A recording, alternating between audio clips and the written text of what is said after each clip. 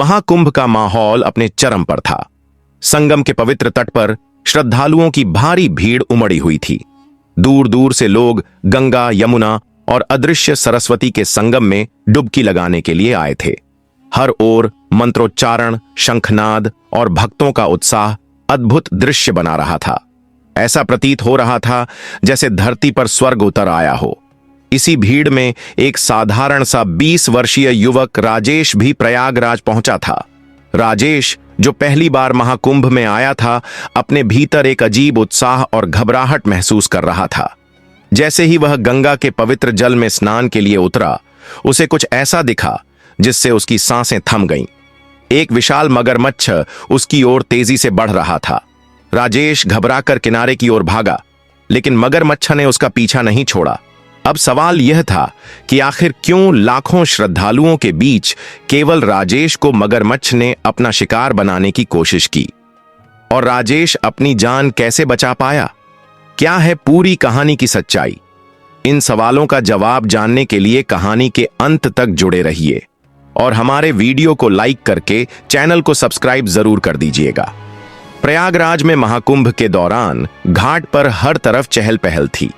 नागा साधु, साध्वी और श्रद्धालु गंगा के पवित्र जल में डुबकी लगाने के लिए उमड़े हुए थे।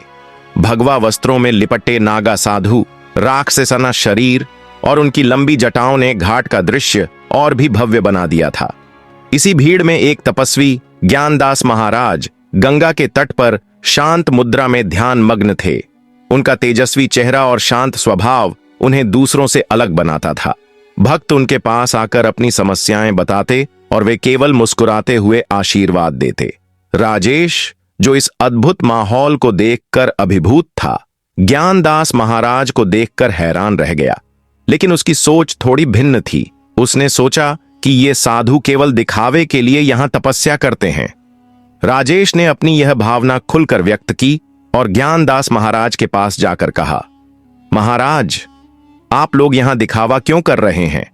यह सब तपस्या और साधना सिर्फ लोगों को प्रभावित करने के लिए है, भगवान को दिखाने के लिए नहीं। ज्ञानदास महाराज ने उसकी बातों का उत्तर नहीं दिया। उन्होंने अपनी आंखें खोलीं, उसे देखा और फिर से ध्यान में लीन हो गए।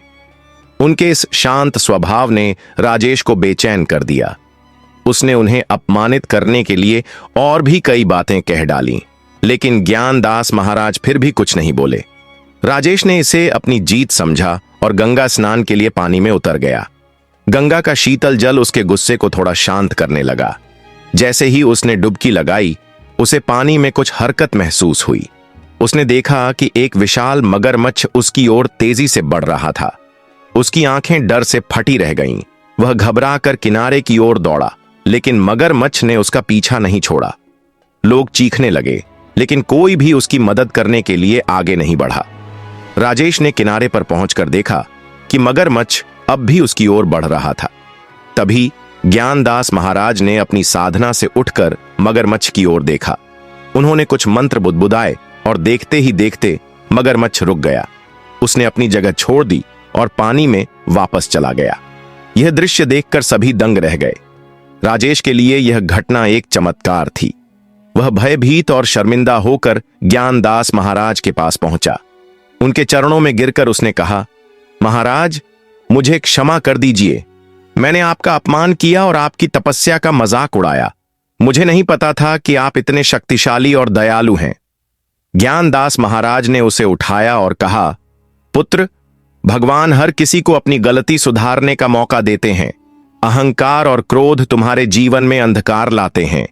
अगर तुम सच्चे दिल से अपनी गलतियों को समझते हो और उन्हें सुधारने का प्रयास करते हो, तो भगवान भी तुम्हारी सहायता करते हैं।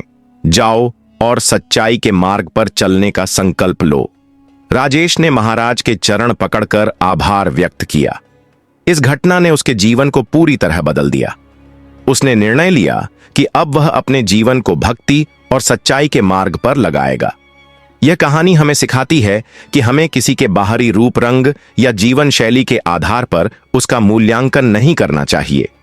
सच्ची शक्ति विनम्रता, संयम और तपस्या में होती है। अहंकार और पूर्वाग्रह से बचते हुए हमें धर्म और सत्य के मार्ग पर चलने का प्रयास करना चाहिए। अगर आपको यह कहानी पसंद आई हो तो इसे लाइक करें, हमारे चैनल को सब्सक्राइब करें और इसे अपने दोस्तों के साथ जरूर शेयर करें। हम आपके लिए ऐसी ही प्रेरणादायक कहानियां लाते रहेंगे।